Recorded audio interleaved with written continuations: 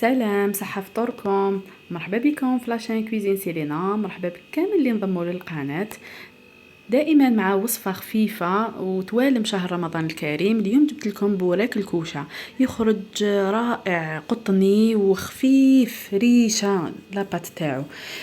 هذه الكمية اللي راح نقولها لكم راح تخرج لكم 12 حبة. بون، نروحوا للطريقة ونروحوا للوصفة. بسم الله.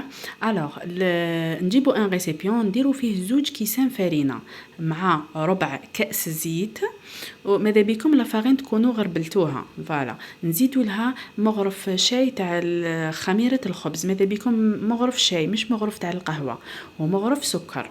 نخلطوهم مليح، نزيدوا لهم كأس حليب دافئ ونص ملعقة صغيرة ملح. نخلطوهم مليح ونخلوها تختمر. بعد ما تختمر نجيبوا سنيوة ندهنوها بالزيت ونقرصوها 12 حبة وندهنوها بالزيت ونخلوها تختمر للمرة الثانية.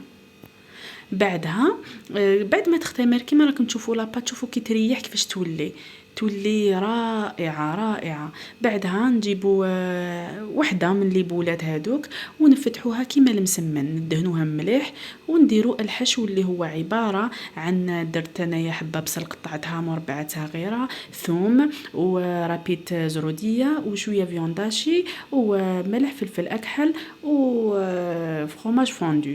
وانتم الحشو كيما تحبوا ديروه بفيونداشي ولا دجاج، لكم الاختيار. بعدها بعد ما نديروا هذاك الحشو نروليوها كيما البوره كيما راكم تشوفوا الطريقه، ونخلوها نديروها في سنيوه تكون دهناها ديجا بالزيت ودردنا عليها لافارين. نخلوها تختمر للمره الثالثه. بعدها ندهنوها بصفار بيض وشويه حليب ونزينوها بالزيتون. كما انا كان متوفر عندي زيتون اخضر وشويه معدنوس، وانتم تقدروا تزينوها بطوماطيش ولا بزيتون كحل، لكم الاختيار. بعدها نخلوها تختمر بريسك 2 مينوت با بلوس. نكونوا ديجا شعلنا الكوشه من قبل، تكون بيان شوفي. بعدها ندخلوها للكوشه تتحمر وطيب الله الله كيما رانا نشوفوا هنايا. رائعه الوصفه، جد رائعه. ماذا بكم طيبوها في الدقيقه اللي تكون قريب نقدموها يعني ماذا بكم تحطوهم سخونين. فوالا، شوفوا الله يبارك ما شاء الله، هايلين. تقدروا تصغروا الحجم، يعني ماشي شرط الكميه هذه تخرج لكم 12، تقدروا ديروها حتى ل 15 اذا حبيتوا الحجم يكون صغير. فوالا، ايا صحه فطوركم.